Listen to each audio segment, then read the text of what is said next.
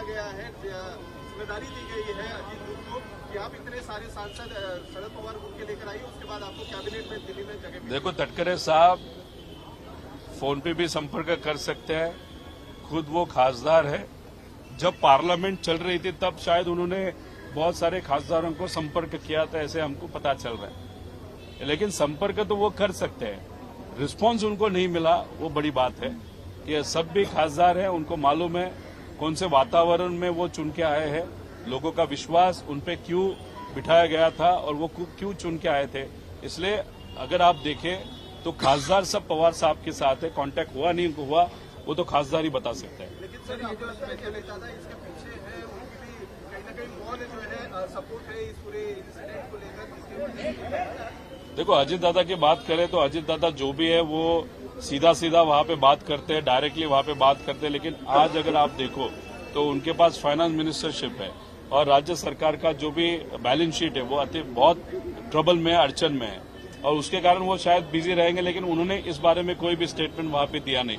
अभी स्टेटमेंट कौन दे रहा है तो तटकरे साहब दे रहे हैं। तो अभी हमारा लोगों का ऐसा कहना है कि वो जो पक्ष है उसके प्रमुख अजीत दादा है।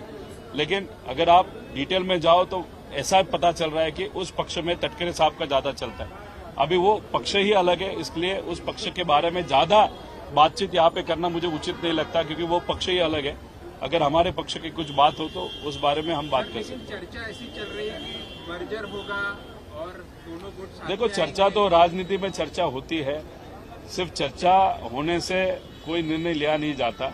जब तक हमारे तरफ से पवार साहब निर्णय नहीं लेते, उनकी तरफ से दादा निर्णय नहीं लेते, तब तक ये चर्चा ही रहने वाली है। अगर लिया जाएगा निर्णय तो दो नेता लेंगे, लेकिन उस बारे में कोई भी चर्चा अभी पक्ष में है ऐसा मुझे नहीं लगता। 2 दिन की जो बैठक हो रही है सर, क्या इसके बारे में भी चर्चा हो सकती है? क्योंकि ऐसी भी खबरें आ रही है कि जिस तरीके के प्रस्ताव लगातार दिए जा रहे हैं उस बारे में भी चर्चा हो सकती है। नहीं, यहाँ पे संगठन के बारे में चर्चा है ऐसे मुझे लगता है। मैं तो पदाधिकारी नहीं हूँ, मुझे कल बुलाया गया है।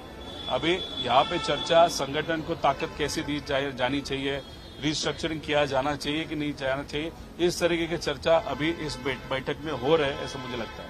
रामगिरी महाराज जी ने जनगण मन को लेकर एक सवाल उठाया कि वो जॉर्ज पंचम के स्वागत के लिए गाना बना हुआ था, तो ऐसे पर रोक लगाई जाए या बैन लगाया जाए। ऐसे हमारा वंदे मातरम को ही नेशनल सॉन्ग बनाना चाहिए, राष्ट्रीय गीत बनाना चाहिए, ऐसी मांग की गई। किसने? रामगिरी महाराज ये कहते हैं कि वंदे मातरम को नेशनल गीत बनाया जाना चाहिए और जनगण मन गाया जाना चाहिए, क्योंकि ये जॉर्ज पंचम के लिए, जॉर्ज फिफ्थ के लिए ये गाना लिखा गया। मुझे महाराज को विनती करना है कि यहाँ पे अगर आप देखो तो देश की जो इकोनॉमी है जिस तरीके से बढ़नी चाहिए वो बढ़ने नहीं वाली। अगर महाराज को उस बारे में कुछ कहना है तो वो कहना चाहिए। किसानों की हालत बहुत खराब है, महाराज को उस बारे में अगर कुछ स्टेटमेंट करना है तो हम स्वागत करते हैं। अभी विद्यार्थी, बेरोजगार युवा है, उनको हाथ को काम नहीं है, महिला सुरक्षित नहीं है, उस बारे में अगर वो महाराज कुछ बात करे तो इम्पोर्टेंट है। क्योंकि अभी इस रियल इश्यूज पे बात करने की जरूरत है। लोगों को बहुत तकलीफें हैं और उस तकलीफ के बारे में बात न करते हुए आप ऐसे चीजों के बारे में बात करें जो हमारे हाथ में ही नहीं है। अगर बात करनी तो आप मोदी साहब के साथ बात करो, चर्चा करो, जो निर्णय लेना है ले लो। लेकिन हमारा कहना है कि जो सामान्य लोग हैं, जो कॉमन मैन है, उनके बारे में आज बात करने की जरूरत है। उगाज मीडिया का अटेंशन या मीडिया में चर्चा दूसरे लेवल तक लेके जाने के लिए अगर उन्होंने किसी ने उनको फोन करके ये विषय जानबूझ के छेड़ने के लिए कहा होगा तो वो अलग बात है।